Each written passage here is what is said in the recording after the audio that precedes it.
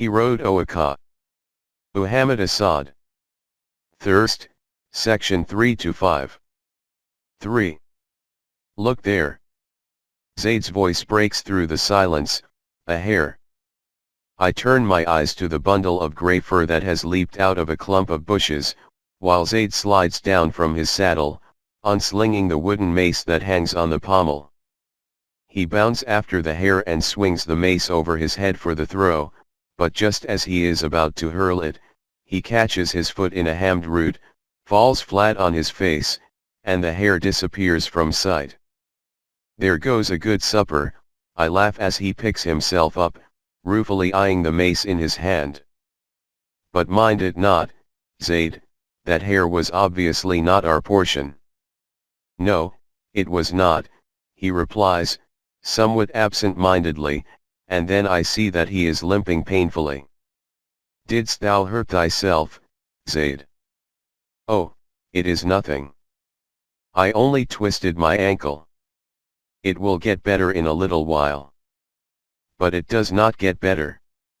After another hour in the saddle I can see beads of perspiration on Zaid's face, and when I take a look at his foot, I find that the ankle has been badly sprained and is angrily swollen.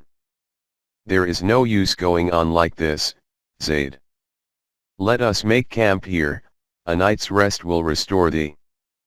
All through the night Zaid seems to be restless with pain.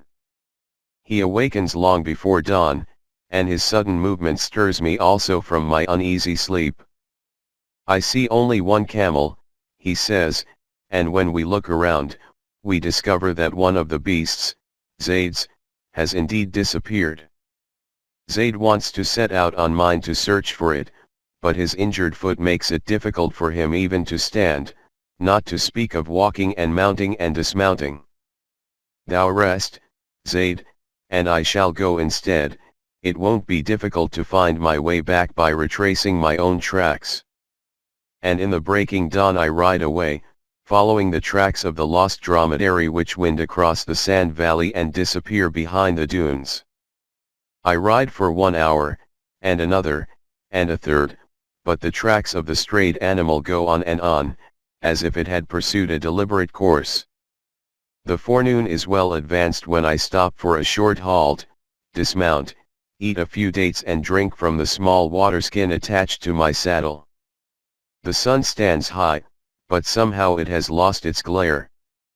Dun-colored clouds, unusual at this time of year, float motionless under the sky. A strangely thick, heavy air envelopes the desert and softens the outlines of the dunes beyond their usual softness. An eerie stir over the summit of the high sand hill in front of me catches my eye. Is it an animal? The lost camel perhaps?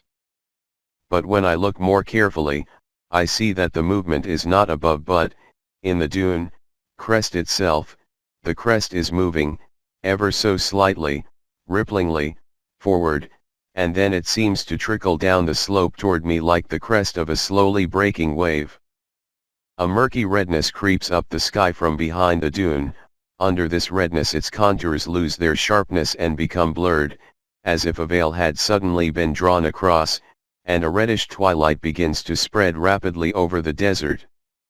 A cloud of sand whirls against my face and around me, and all at once the wind begins to roar from all directions, crisscrossing the valley with powerful blasts. The trickling movement of the first hilltop has been taken up by all the sand hills within sight. In a matter of minutes, the sky darkens to a deep, rust-brown hue and the air is filled with swirling sand dust which, like a reddish fog, obscures the sun and the day. This is a sandstorm, and no mistake. My crouching dromedary, terrified, wants to rise.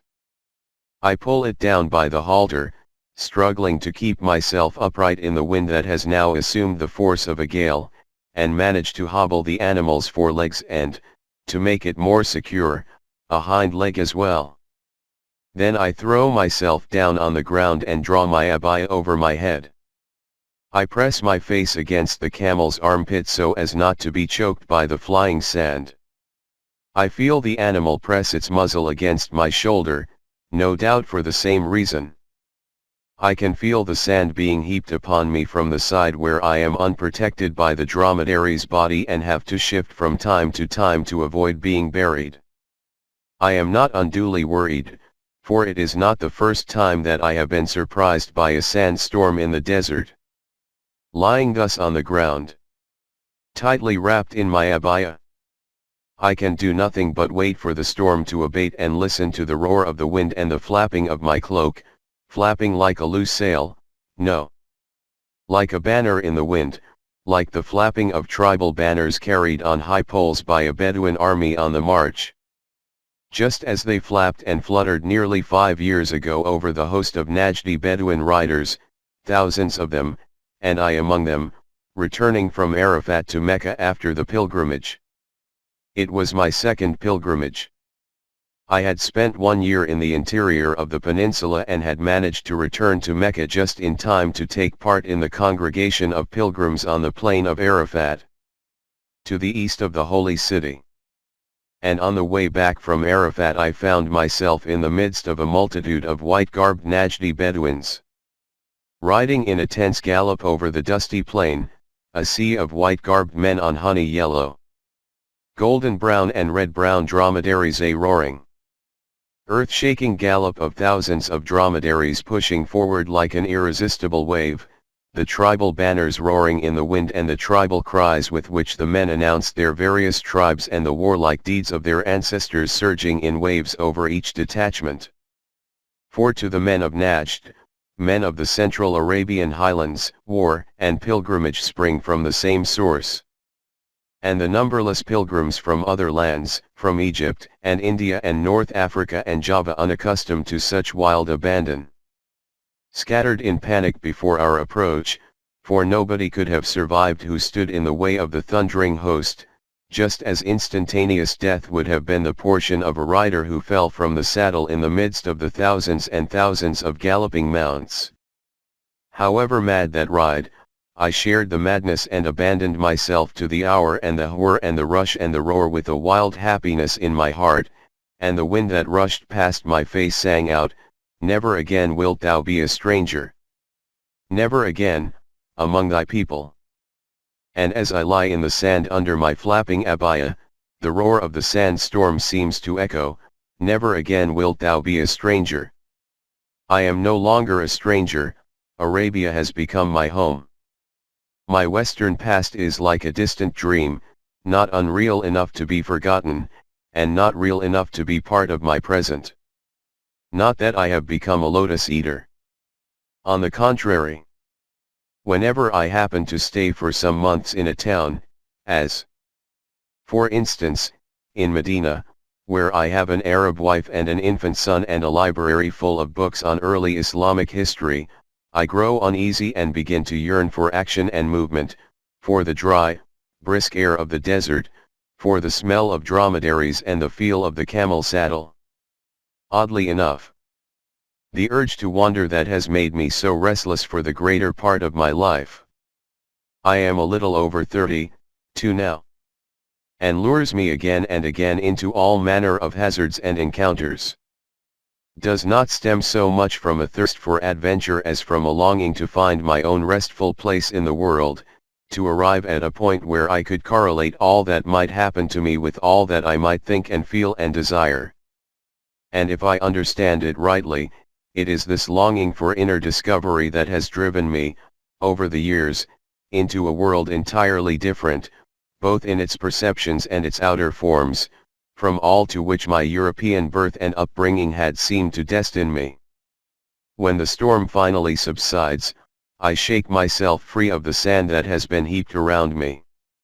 My dromedary is half buried in it, but none the worse for an experience that must have befallen it many times. The storm itself, it would seem at first glance, has not done us any damage apart from filling my mouth, ears, and nostrils with sand and blowing away the sheepskin from my saddle. But soon I discover my error. All the dunes around me have changed their outlines. My own tracks and those of the missing camel have been blown away. I am standing on virgin ground. Now nothing remains but to go back to the camp, or at least to try to go back, with the help of the sun and the general sense of direction which is almost an instinct with someone accustomed to traveling in deserts. But here these two aids are not entirely reliable, for sand dunes do not allow you to go in a straight line and so to keep the direction you have chosen. The storm has made me thirsty, but, not expecting to be away from camp for more than a few hours, I have long ago drunk the last sip from my small water skin. However, it cannot be far to the camp, and although my dromedary has had no water since our last stop at a well some 2 days ago, it is an old campaigner and can be relied upon to carry me back. I set its nose toward where I think the camp must lie, and we start at a brisk pace. An hour passes, a second, and a third, but there is no trace of Zaid or of our camping ground. None of the orange-colored hills presents a familiar appearance. It would be difficult indeed to discover anything familiar in them even if there had been no storm. Late in the afternoon I come upon an outcrop of granite rocks, so rare in the midst of these sand wastes, and recognize them immediately. We passed them, Zaid and I, yesterday afternoon, not long before we made camp for the night. I am greatly relieved, for though it is obvious that I am way beyond the place where I hope to find Zaid, having probably missed him by a couple of miles or so, it seems to me that it should not now be difficult to find him by simply going in a southwesterly direction, as we did yesterday. There were, I remember, about 3 hours between the rocks and our night camp, but when I now ride for 3 more hours, there is no sign of the camp or of Zaid. Have I missed him again? I push forward, always toward southwest, taking the movement of the sun carefully into account. 2 more hours pass, but still there is no camp and no Zaid. When night falls, I decide it is senseless to continue further, better rest and wait for the morning light. I dismount, hobble the dromedary, try to eat some dates but am too thirsty, and so I give them to the camel and lie down with my head against its body. It is a fitful doze into which I fall. Not quite sleep and not quite waking, but a succession of dream states brought about by fatigue, broken by a thirst that has gradually become distressing, and, somewhere in those depths which one does not want to uncover to oneself, there is that grey, squirming mollusk of fear. What will happen to me if I do not find my way back to Zaid and to our water skins? For, as far as I know, there is no water and no settlement for many days' journey in all directions. At dawn I start again. During the night I calculated that I must have gone too far to the south and that, therefore, Zaid's camp ought to be somewhere north-northeast of the place where I spent the night. And so toward north-northeast we go, thirsty and tired and hungry, always threading our way in wavy lines from valley to valley, circumventing sand hills now to the right, now to the left. At noon we rest. My tongue sticks to the roof of my mouth and feels like old, cracked leather, the throat is sore and the eyes inflamed. Pressed to the camel's belly, with my abaya drawn over my head, I try to sleep for a while, but cannot. The afternoon sees us again on the march, this time in a more easterly direction, for by now I know that we have gone too far west. But still there is no Zaid and no camp. Another night comes. Thirst has grown to be torment, and the desire for water the overpowering thought in a mind that can no longer hold orderly thoughts. But as soon as dawn lightens the sky, I ride on, through the morning, through noonday, into the afternoon of another day. Sand dunes and heat. Dunes behind dunes, and no end. Or is this perhaps the end of all my roads, of all my seeking and finding?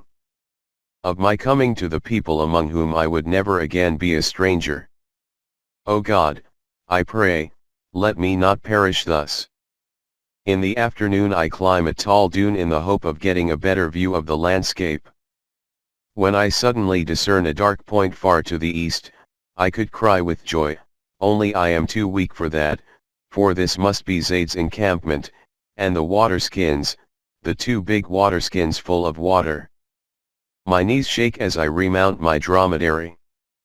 Slowly, cautiously, we move in the direction of that black point which can surely be nothing but Zaid's camp. This time I take every precaution not to miss it. I ride in a straight line, up sand hills, down sand valleys, thus doubling, trebling our toil, but spurred by the hope that within a short while, within 2 hours at the most, I shall reach my goal. And finally, after we have crossed the last dune crest, the goal comes clearly within my sight. And I rein in the camel, and look down upon the dark something less than half a mile away, and my heart seems to stop beating, for what I see before me is the dark outcrop of granite rocks which I passed 3 days ago with Zaid and revisited 2 days ago alone. For 2 days I have going in a circle. 4. When I slide down from the saddle, I am entirely exhausted. I do not even bother to hobble the camel's legs, and indeed the beast is too tired to think of running away. I weep, but no tears come from my dry, swollen eyes. How long it is since I have wept. But, then, is not everything long past? Everything is past, and there is no present. There is only thirst, and heat, and torment. I have been without water for nearly 3 days now, and it is 5 days since my dromedary has had its last drink. It could probably carry on like this for 1 day more, perhaps 2, but I cannot, I know it, last that long. Perhaps I shall go mad before I die, for the pain in my body is ensnarled with the dread in my mind, and the one makes the other grow, searing, and whispering and tearing. I want to rest, but at the same time I know that if I rest now I shall never be able to get up again. I drag myself into the saddle and force the dromedary with beating and kicking to get up, and almost fall from the saddle when the animal lurches forward while rising on its hind legs and, again, when it lurches backward, straightening its forelegs. We begin to move, slowly, painfully, due west. Due west, what a mockery! What does due west amount to in this deceptive, undulating sea of sand hills? But I want to live. And so we go on. We plod with the rest of our strength through the night. It must be morning when I fall from the saddle. I do not fall hard, the sand is soft and embracing. The camel stands still for a while, then slides down with a sigh on its knees, then on its hind legs, and lies crouched by my side with its neck stretched on the sand. I lie on the sand in the narrow shadow of the dromedary's body, wrapped in my abaya against the heat outside me and the pain and thirst and dread within me. I cannot think any more. I cannot close my eyes. Every movement of the lids is like hot metal on the eyeballs. Thirst and heat. Thirst and crushing silence.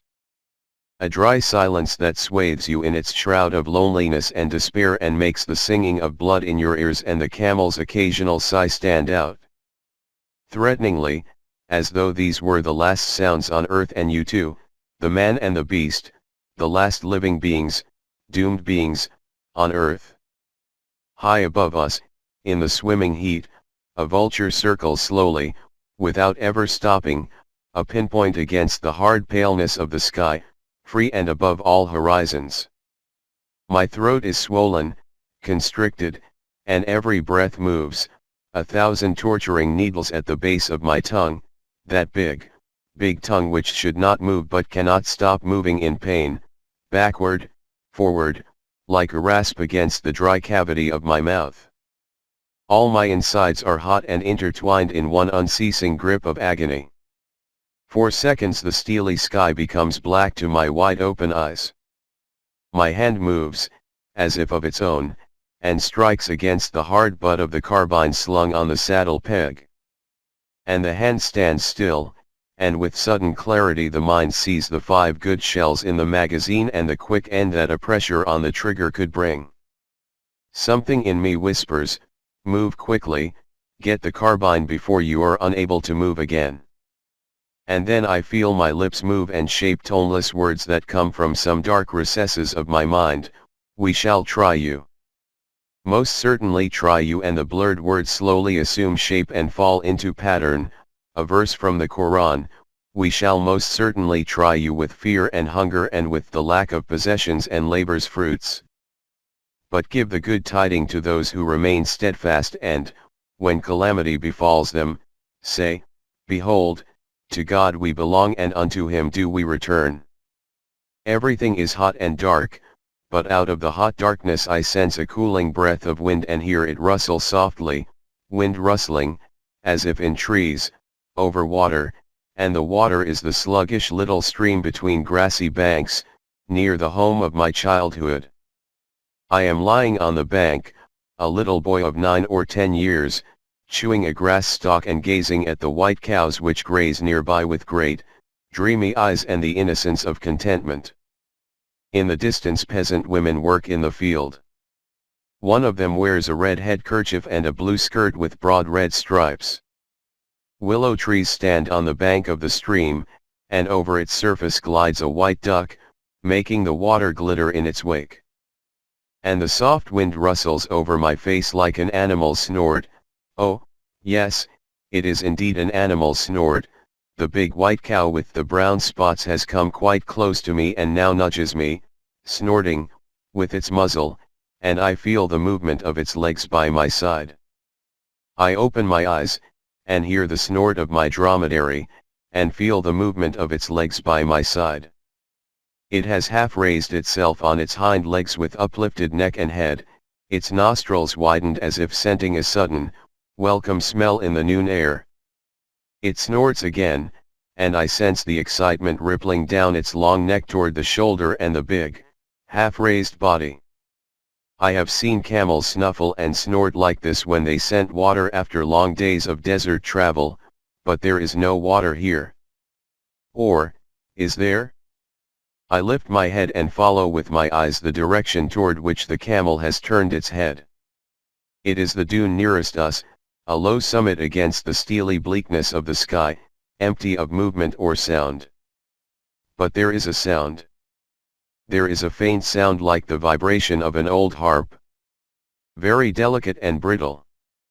High-pitched, the high-pitched, brittle sound of a Bedouin voice chanting on the march in rhythm with the camel's tread, just beyond the summit of the sand hill, quite near as distances go, but, I know it in a fraction of an instant far beyond my reach or the sound of my voice. There are people there, but I cannot reach them. I am too weak even to get up. I try to shout, but only a hoarse grunt comes from my throat.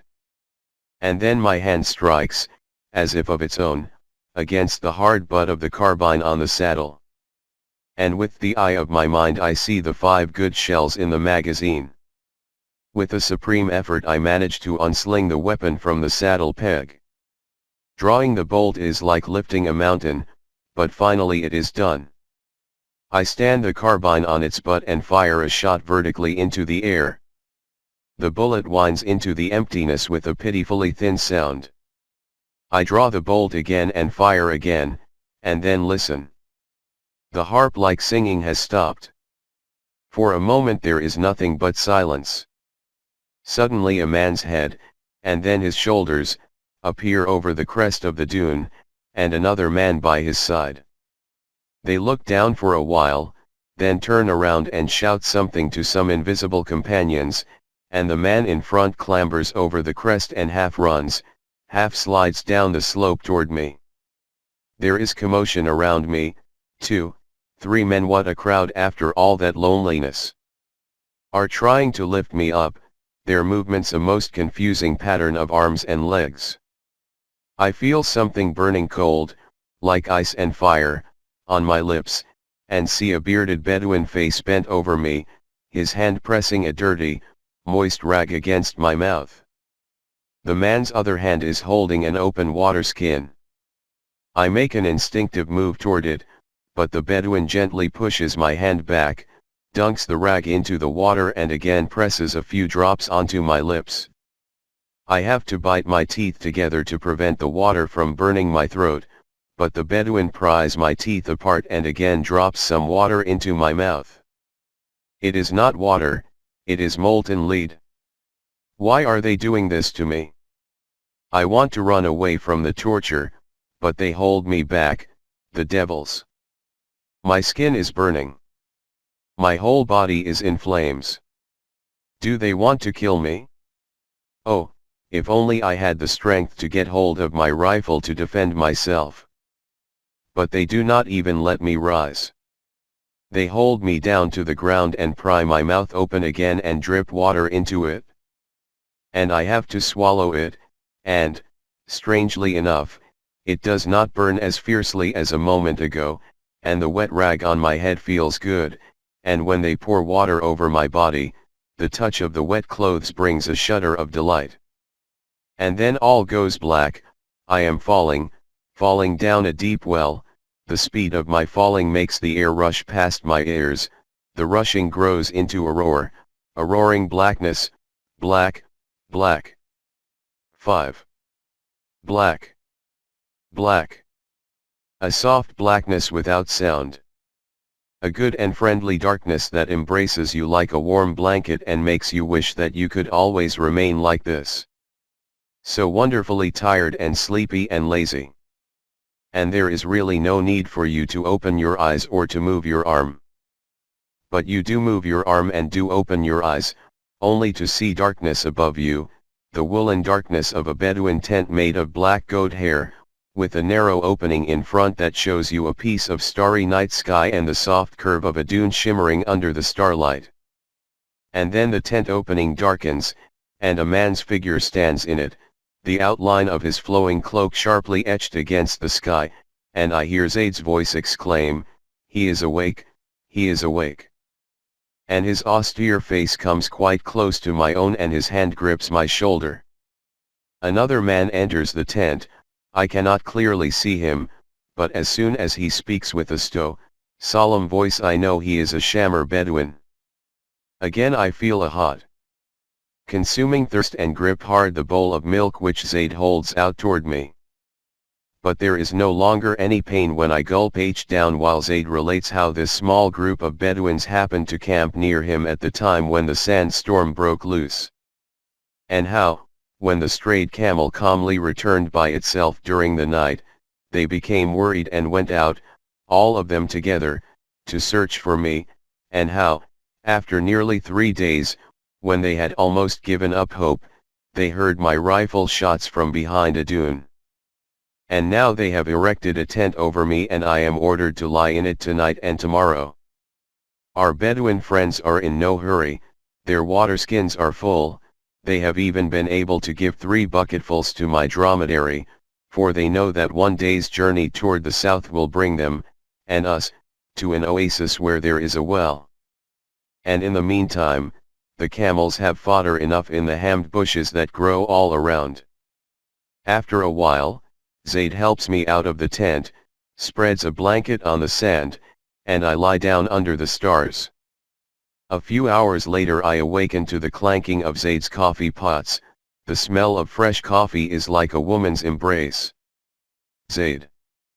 I call out, and am pleasantly surprised that my voice, though still tired, has lost its croak.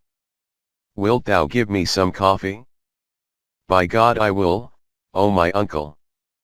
Answers Zaid, following the old Arab custom of thus addressing a man to whom one wants to show respect, be he older or younger than the speaker. As it happens, I am a few years younger than Zaid.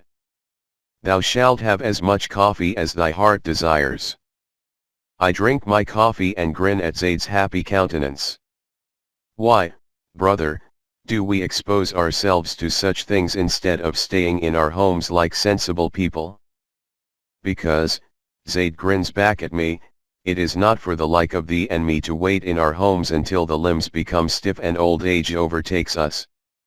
And besides, do not people die in their houses as well? Does not man always carry his destiny around his neck, wherever he may be?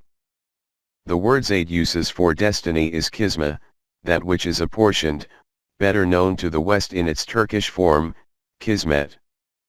And while I sip another cup of coffee, it passes through my mind that this Arabic expression has another, deeper meaning as well, that in which one has a share.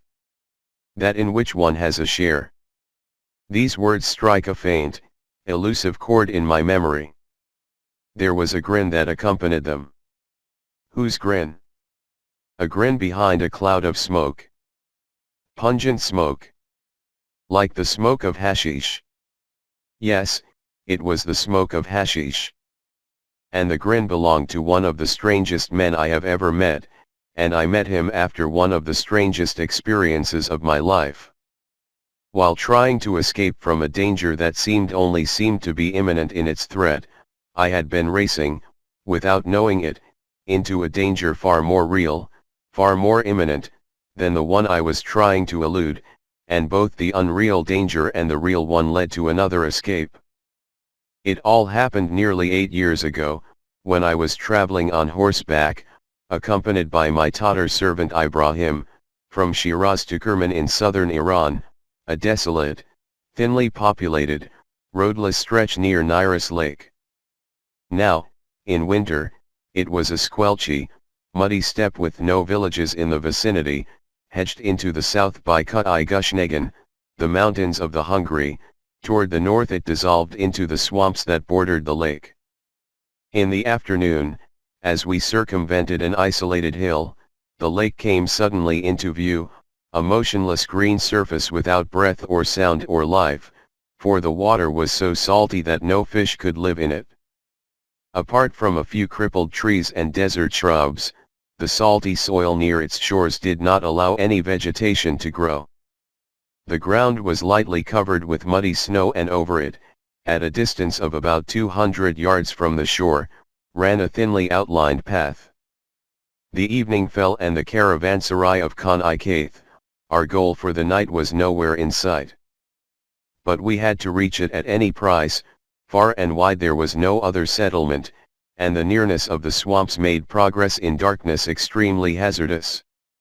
In fact, we had been warned in the morning not to venture there alone, for one false step might easily mean sudden death. Apart from that, our horses were very tired after a long day's march over oozy ground and had to be rested and fed. With the coming of the night, heavy rain set in. We rode, wet and morose and silent, relying on the instinct of the horses rather than on our useless eyes. Hours passed, and no caravanserai appeared. Perhaps we had passed it by in the darkness and would now have to spend the night in the open under a downpour that was steadily mounting in strength. The hooves of our horses splashed through water, our sodden clothes clung heavily to our bodies. Black and opaque hung the night around us under its veils of streaming water. We were chilled to the bone, but the knowledge that the swamps were so close was even more chilling. Should the horses at any time miss the solid ground, then may God have mercy upon you, we had been warned in the morning. I rode ahead, with Ibrahim following perhaps 10 paces behind. Again, and again the terrifying thought, had we left Khan-i-Kaith behind us in the darkness? What an evil prospect, to have to spend the night under the cold rain, but if we proceeded farther, what about the swamps? All of a sudden a soft, squishy sound from under my horse's hooves. I felt the animal slide in the muck, sink in a little, draw up one leg frantically, slide again, and the thought pierced my mind, the swamp. I jerked the reins hard and dug my heels into the horse's flanks. It tossed its head high and started working its legs furiously. My skin broke out in cold perspiration. The night was so black that I could not even discern my own hands, but in the convulsive heaving of the horse's body I sensed its desperate struggle against the embrace of the swamp. Almost without thinking, I grabbed the riding crop which ordinarily hung unused at my wrist and struck the horse's hind quarters with all my might, hoping thus to incite it to utmost effort, for if it stood still now, it would be sucked, and I with it, deeper and deeper into the mud. Unaccustomed to such ferocious beating, the poor beast, a Kashgar stallion of exceptional speed and power, reared on its hind legs, struck the ground with all fours again, strained gaspingly against the mud, jumped, slipped, heaved itself forward again, and slipped again, and all the time its hooves beat desperately against the soft, oozy mire. Some mysterious object swept with a swish over my head. I raised my hand and received a hard, incomprehensible blow.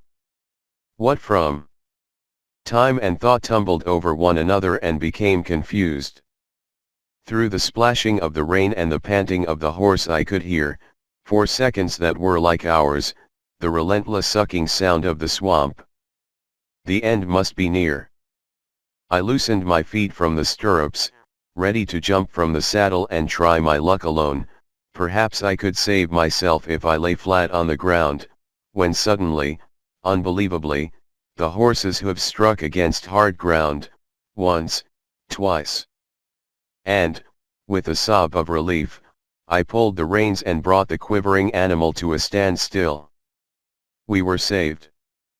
Only now did I remember my companion and called out, full of terror, "Ibrahim!" No answer. My heart went cold. Ibrahim! But there was only the black night around me and the falling rain. Had he been unable to save himself? With a hoarse voice I called out once again, "Ibrahim!" And then, almost beyond belief, a shout sounded faintly from a great distance, "Here! I am here!" Now it was my reason's turn to stand still. How had we become so widely separated? Ibrahim! Here! Here! And following the sound, leading my horse by the reins and testing every inch of ground with my feet, I walked very slowly, very carefully toward the distant voice, and there was Ibrahim, sitting calmly in his saddle. "What has happened to you, Ibrahim? Didn't you also blunder into the swamp?" "Swamp? No, I simply stood still when you suddenly, I don't know why, galloped away." Galloped away. The riddle was solved. The struggle against the swamp had been only a fruit of my imagination. My horse must have simply stepped into a muddy rut and I, thinking that we were being drawn into the morass, had whipped it into a frenzied gallop. Cheated by the darkness, I had mistaken the animal's forward movement for a desperate struggle against the swamp, and had been racing blindly through the night, unaware of the many gnarled trees that dotted the plain. These trees, and not the swamp, had been the immediate, real danger.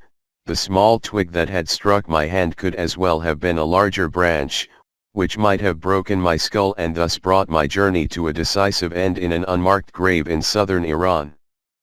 I was furious with myself, doubly furious because now we had lost all orientation and could no longer find a trace of the path. Now we would never find the caravanserai. But once again I was mistaken.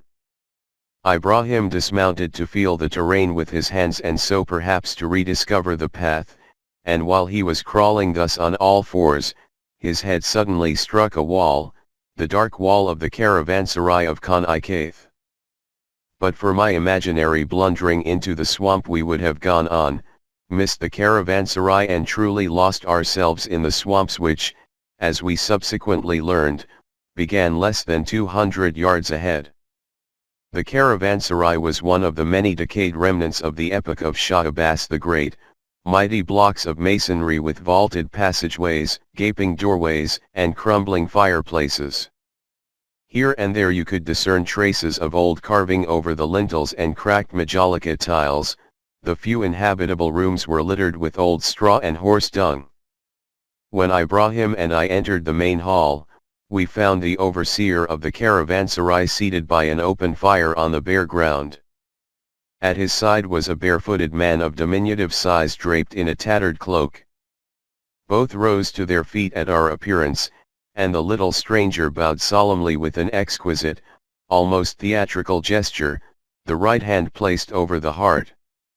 His cloak was covered with innumerable multicolored patches, he was dirty, entirely unkempt, but his eyes were shining and his face serene. The overseer left the room to attend to our horses.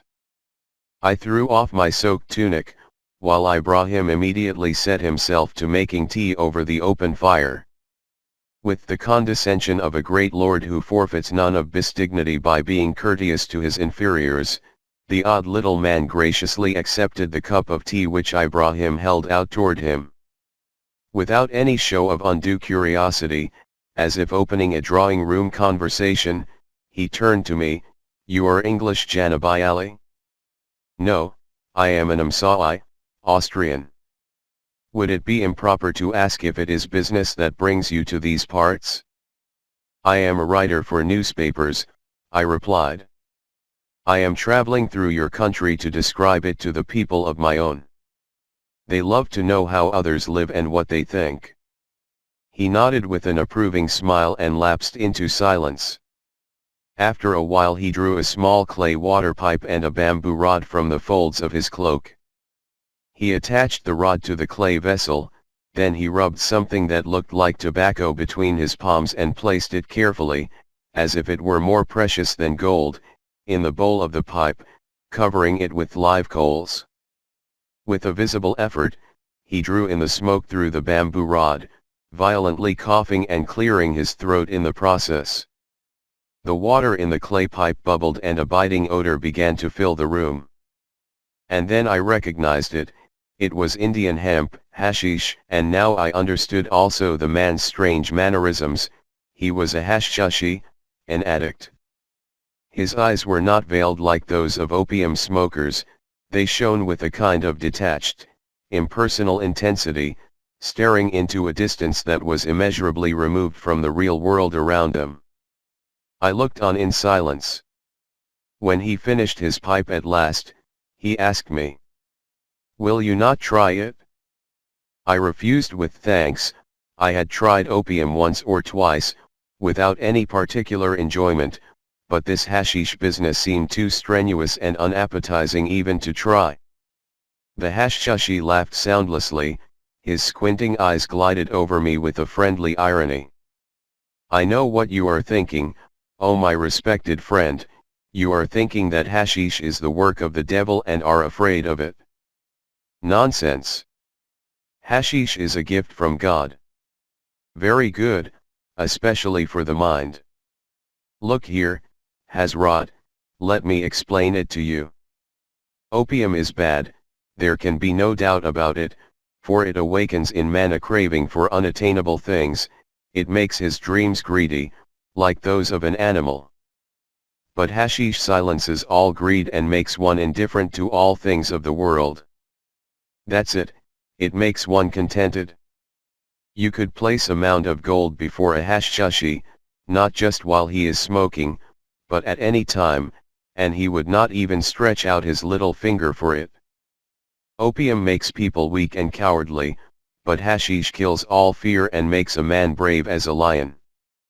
If you were to ask a hashishi to dive into an icy stream in the middle of winter, he would simply dive into it and laugh. For he has learned that to be without greed is to be without fear, and that if man goes beyond fear he goes beyond danger as well, knowing that whatever happens to him is but his share in all that is happening. And he laughed again, with that short, shaking, soundless laughter between mockery and benevolence. Then he stopped laughing and only grinned behind his cloud of smoke, his shining eyes fixed on an immovable distance. My share in all that is happening, I think to myself as I lie under the friendly Arabian stars. This bundle of flesh and bone, of sensations and perceptions, have been placed within the orbit of being, and am within all that is happening. Danger is only an illusion, never can it overcome me, for all that happens to me is part of the all-embracing stream of which I myself am a part. Could it be, perhaps, that danger and safety, death and joy, destiny and fulfillment, are but different aspects of this tiny, majestic bundle that is I. What endless freedom, O God, hast thou granted to man?